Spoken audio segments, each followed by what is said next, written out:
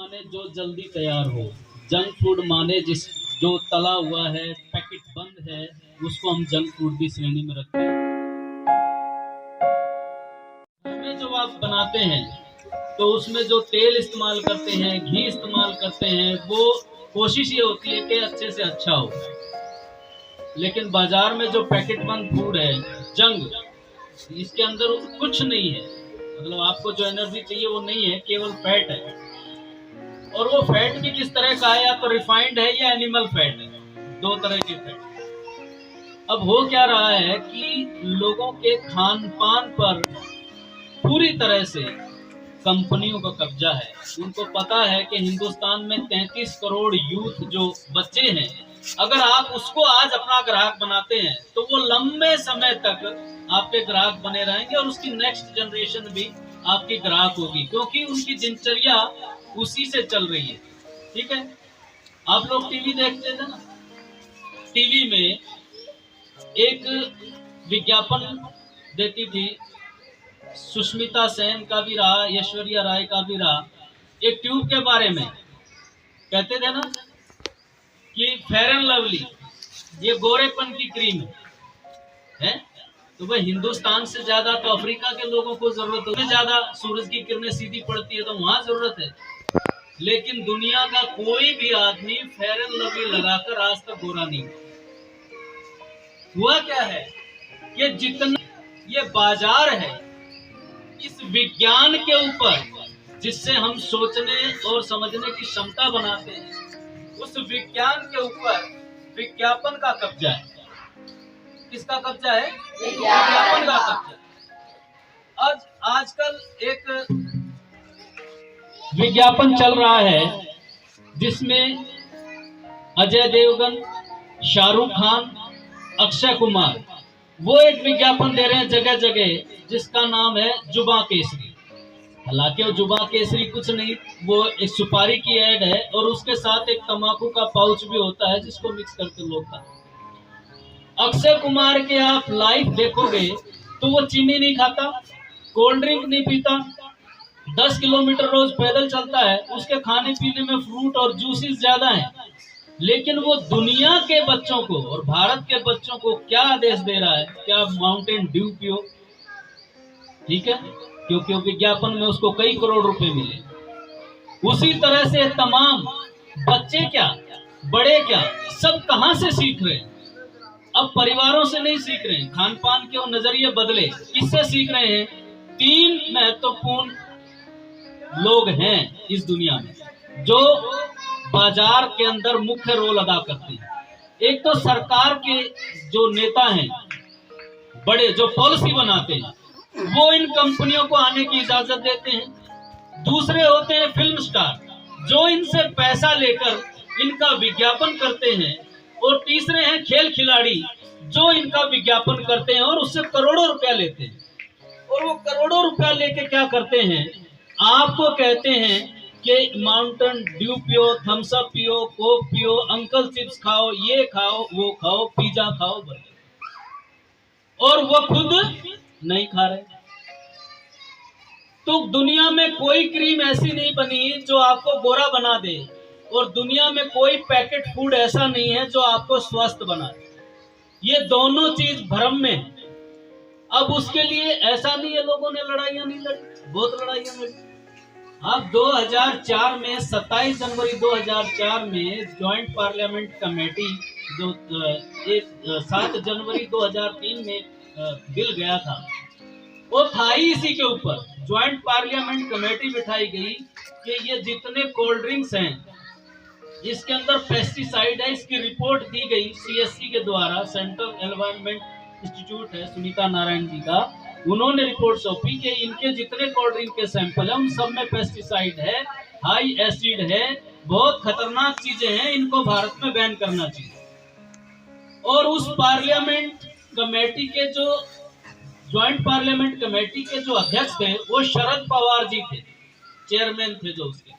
17 संसदीय लोगों की वो मीटिंग हुई और उसके अंदर ये तय हुआ कि केवल पेस्टिसाइड है, यही मामला नहीं है।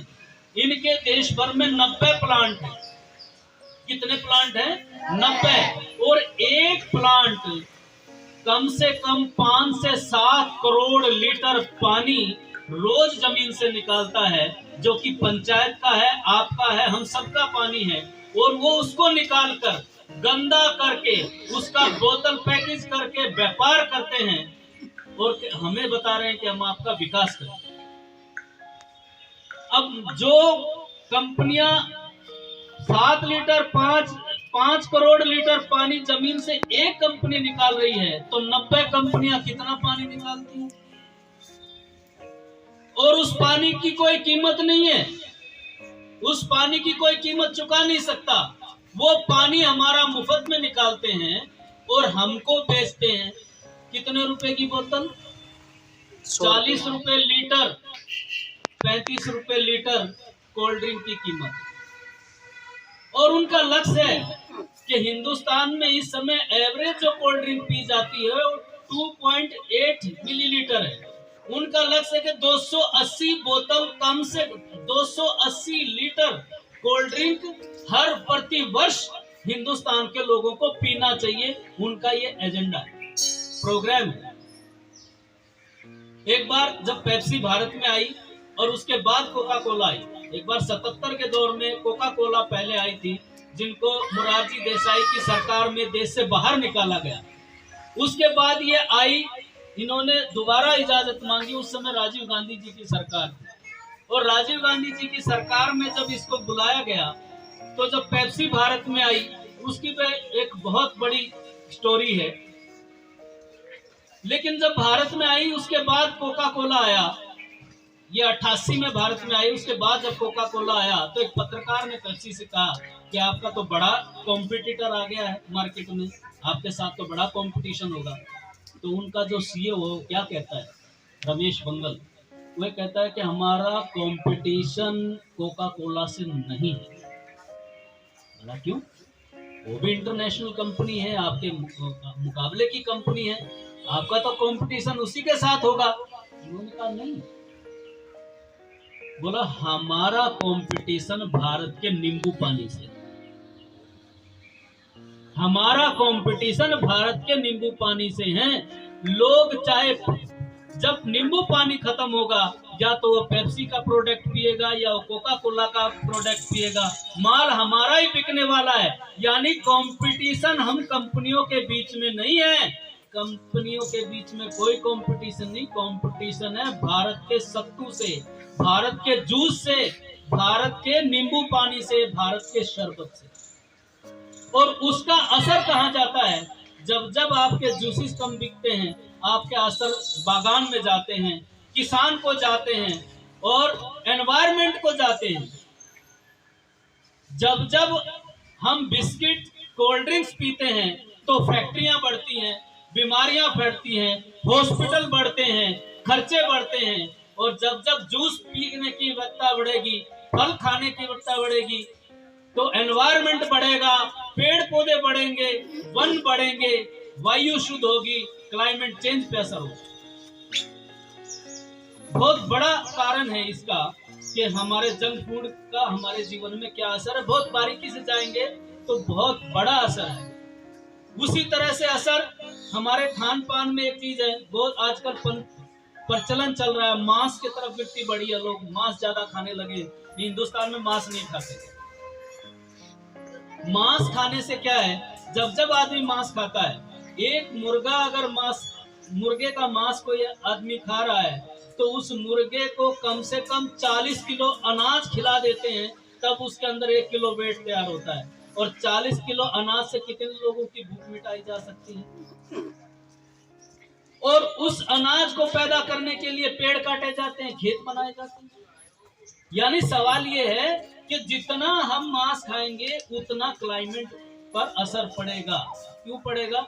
कि आपके जंगल खत्म होंगे और उनके हैच बनेंगे बड़े बड़े। आप